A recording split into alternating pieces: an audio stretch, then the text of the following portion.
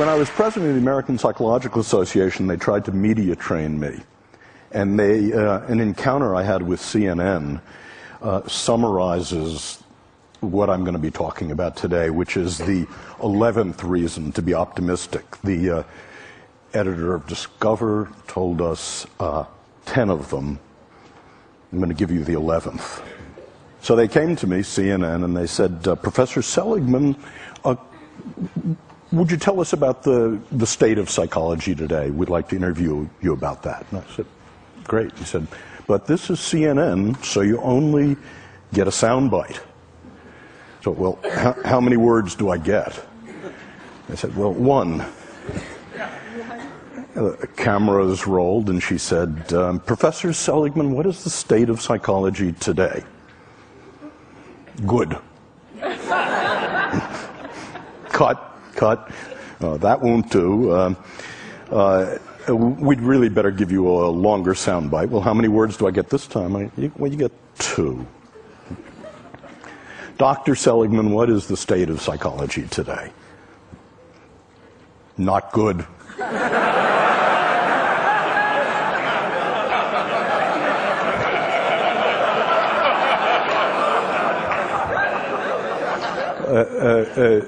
Look, Dr. Seligman, we can see you're really not comfortable in this medium. We'd better give you a real soundbite. This time you can have 3 words. And, Professor Seligman, what is the state of psychology today? Not good enough. And that's what I'm going to be talking about. I want to say why psychology was good, why it was not good, and how it may become, in the next 10 years, good enough.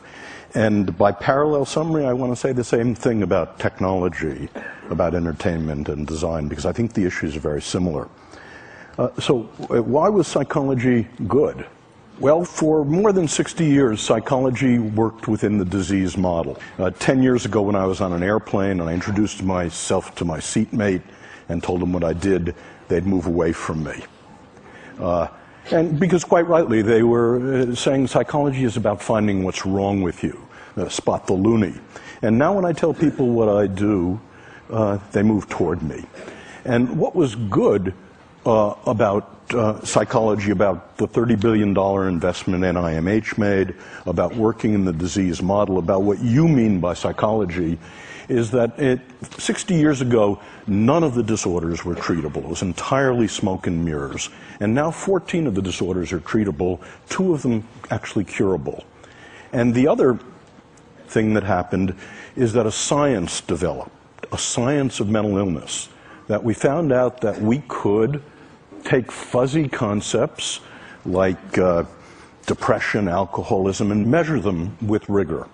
That we could create a classification of the mental illnesses, that we could understand the causality of the mental illnesses. We could look across time at the same people, for example, who are genetically vulnerable to schizophrenia, and ask what the contribution of mothering, of genetics are. And we could isolate third variables by doing experiments on the mental illnesses.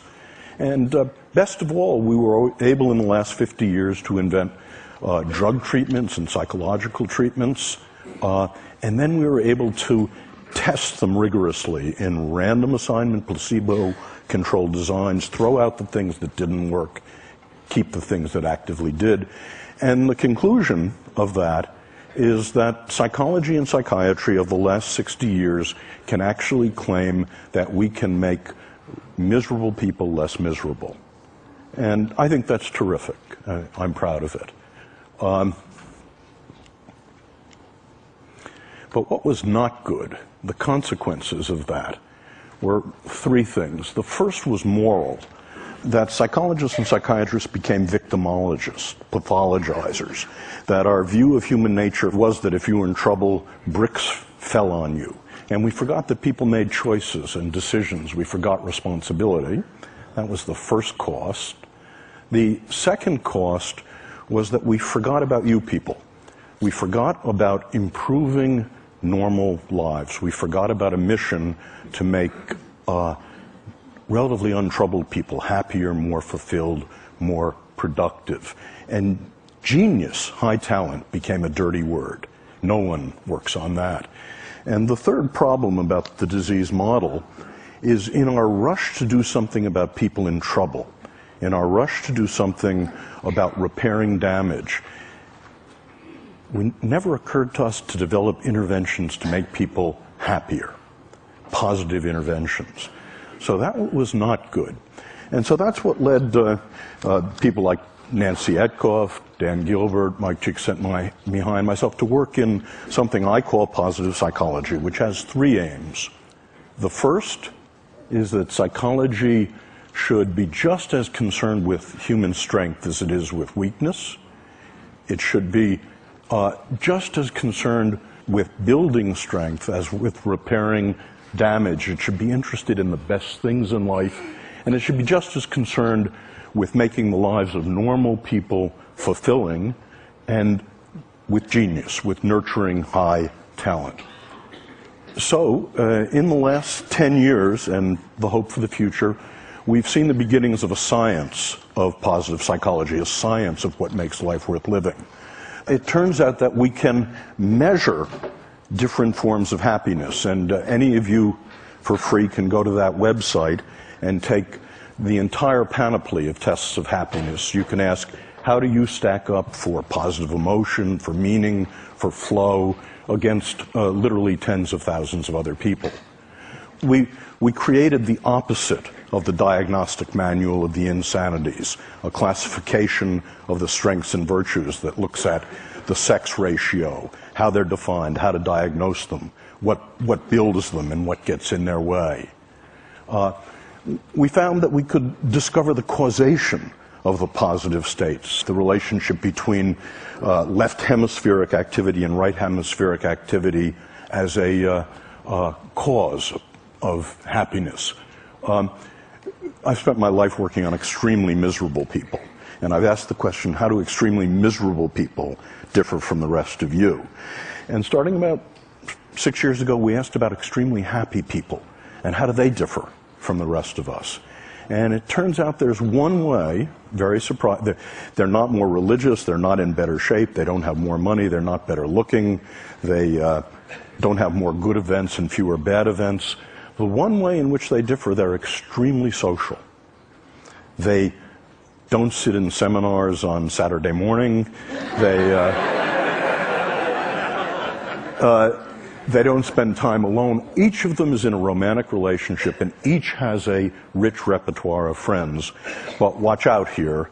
This is merely correlational data, not causal, and it's about happiness in the first Hollywood sense I'm going to talk about. Happiness of ebullience and giggling and good cheer. And I'm going to suggest to you that's not nearly enough in just a moment. We found we could begin to look at interventions over the centuries, from the Buddha to Tony Robbins. About 120 interventions have been proposed that allegedly make people happy. And we find that we've been able to manualize many of them, and we actually carry out random assignment efficacy and effectiveness studies. That is, which ones actually make people lastingly happier. In a couple of minutes, I'll tell you about some of those results. But the upshot of this is that the mission I want psychology to have, in addition to its mission of curing the mentally ill, in addition to its mission of making miserable people less miserable, is, can psychology actually make people happier? And to ask that question, happy is not a word I use very much. We've had to break it down into what I think is askable about happy.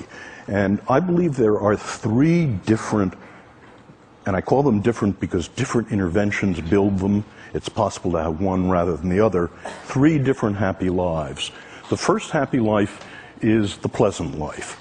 This is a life in which you have as much positive emotion as you possibly can and the skills to amplify it.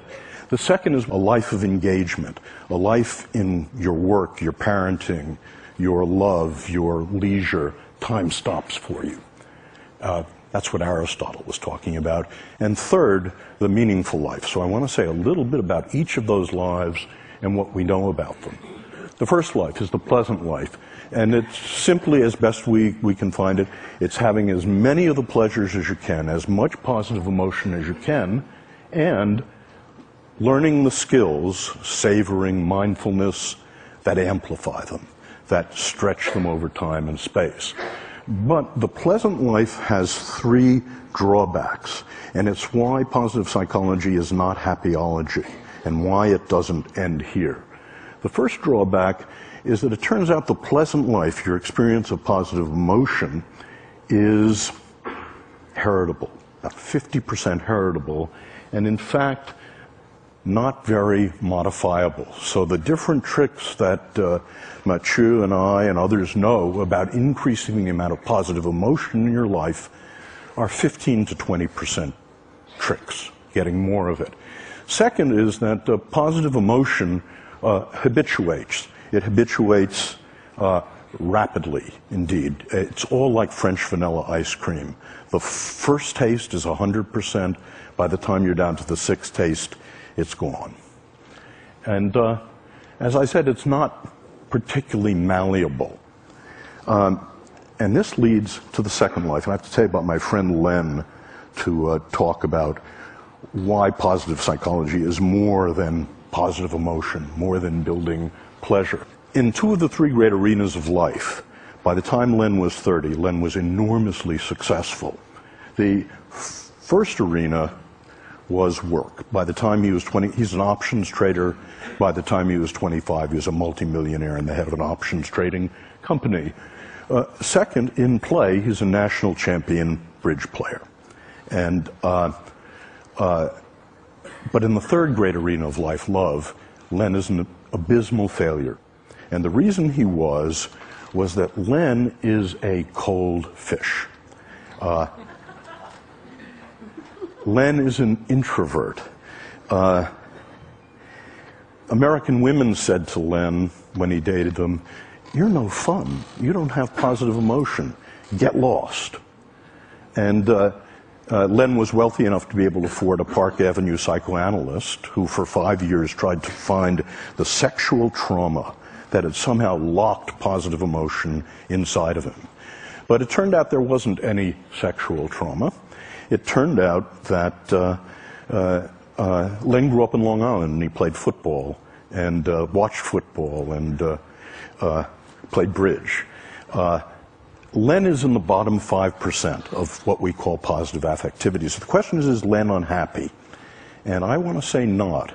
Contrary to what psychology told us about the bottom 50% of the human race in positive affectivity, I think Len is one of the happiest people I know. He's not consigned to the hell of unhappiness, and that's because Len, like most of you, is enormously capable of flow. When he walks onto the floor of the American Exchange at 9:30 in the morning, time stops for him, and it stops till the closing bell. When the first card is played, till 10 days later, the tournament is over, time stops for Len.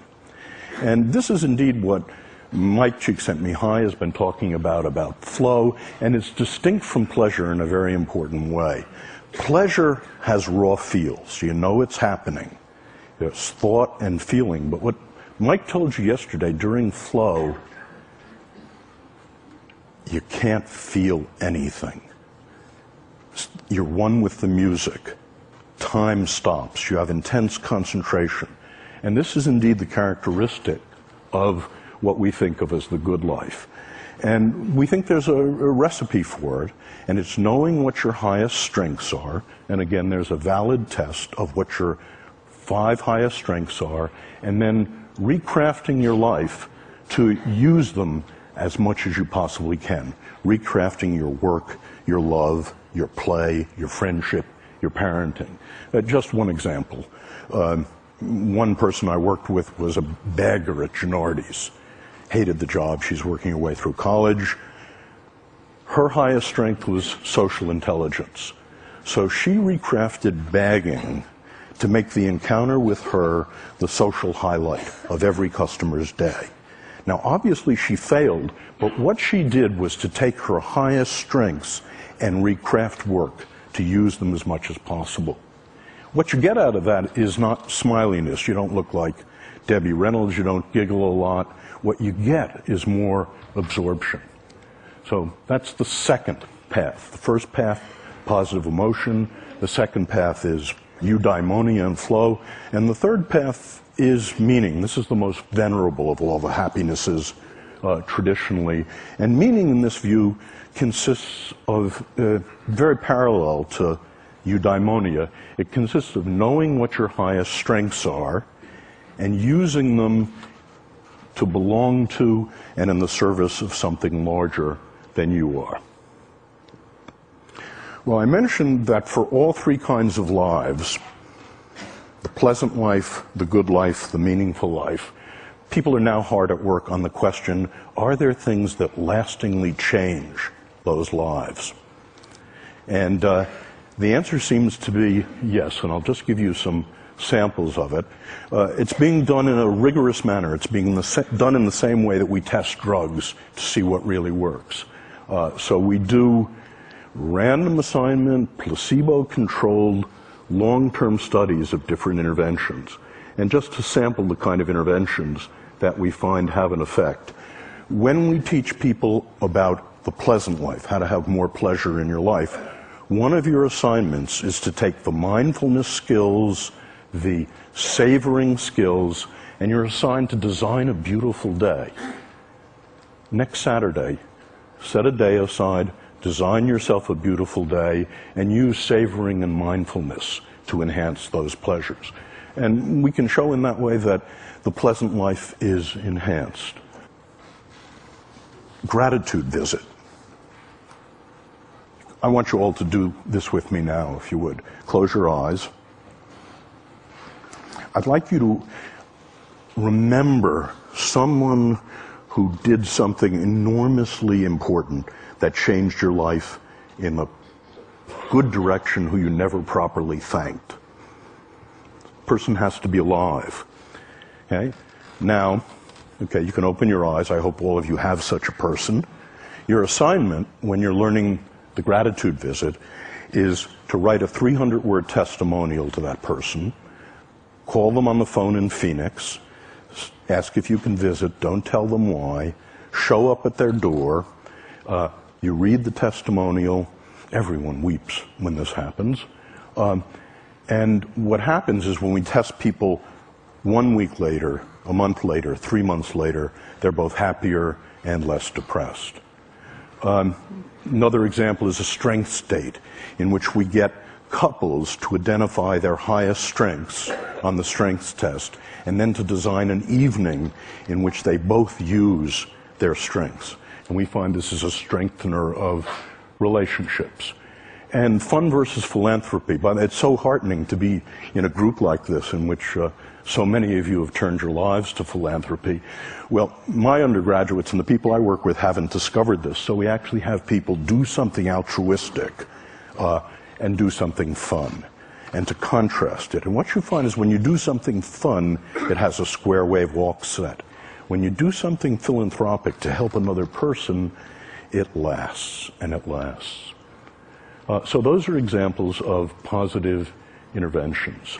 So the next to last thing I want to say is we're interested in how much life satisfaction people have. This is really what you're about. And that's our target variable. And we ask the question, as a function of the three different lives, how much life satisfaction do you get? So we ask, and we've done this in 15 replications involving thousands of people, to what extent does the pursuit of pleasure, the pursuit of positive emotion, the pleasant life, the pursuit of engagement, time stopping for you, and the pursuit of meaning contribute to life satisfaction? And our results surprised us. They were backward of what we thought. It turns out the pursuit of pleasure has almost no contribution to life satisfaction.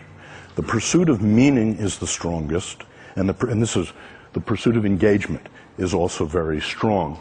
Where pleasure matters is if you have both engagement and you have meaning, then pleasure is the whipped cream and the cherry, which is to say the full life, the sum is greater than the parts if you've got all three. Conversely, if you have none of the three, the empty life, the sum is less than the parts.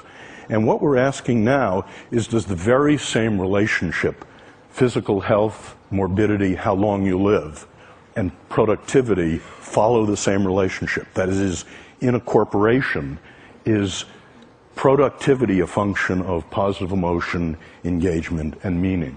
Is health a function of positive engagement, of pleasure, and of meaning in life? And there is reason to think the answer to both of those may well be yes.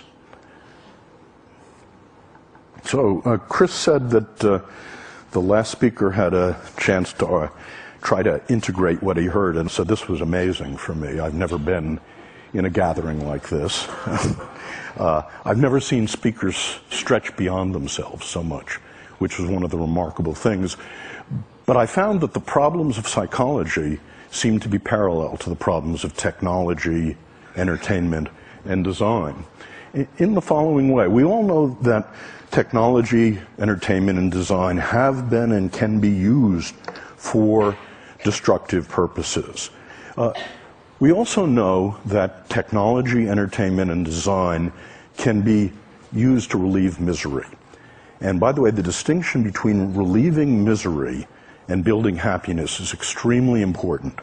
I thought when I first became a therapist 30 years ago that if I could make someone, if I was good enough to make someone not depressed, not anxious, not angry, that I'd make them happy.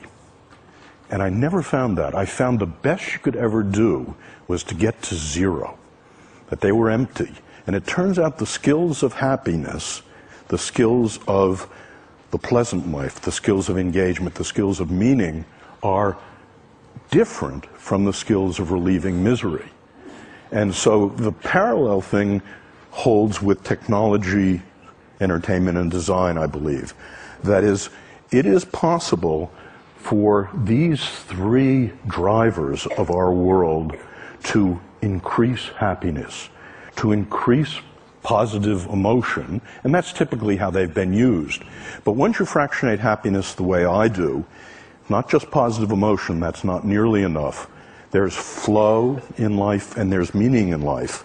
As Laura Lee told us, design, and I believe entertainment and technology, can be used to increase meaning engagement in life as well. So in conclusion, the 11th reason for optimism, in addition to the space elevator, is that I think with technology, entertainment, and design, we can actually increase the amount of tonnage of human happiness on the planet. And if technology can, in the next decade or two, increase the pleasant life, the good life, and the meaningful life, it will be good enough. If entertainment can be diverted to also increase positive emotion, meaning, eudaimonia, it will be good enough. And if design can increase positive emotion, eudaimonia, and flow, and meaning, what we're all doing together will become good enough. Thank you.